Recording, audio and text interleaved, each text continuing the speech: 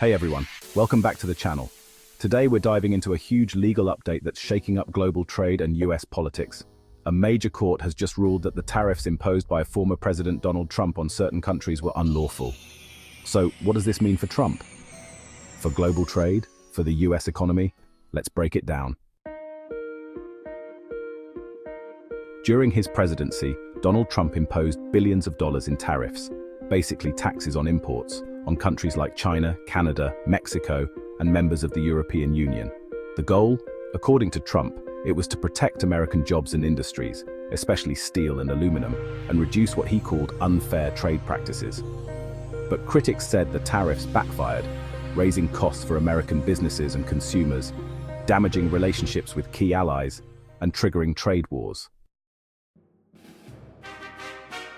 Fast forward to today.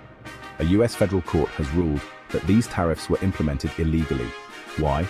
Because the Trump administration bypassed certain legal procedures and expanded presidential powers beyond what Congress allowed under US trade laws.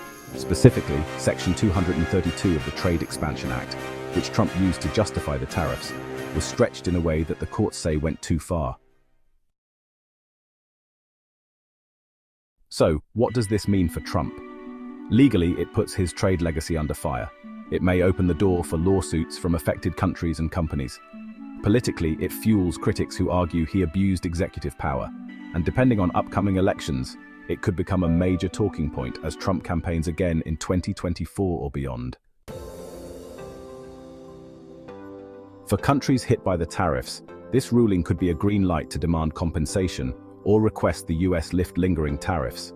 It may also restore trust in US legal and trade systems, showing that even presidential actions can be challenged when they break the law. We could also see a rebalancing of trade relations, especially with allies who were frustrated by Trump's approach. Looking ahead, this ruling could set a legal precedent limiting what future presidents can do unilaterally on trade.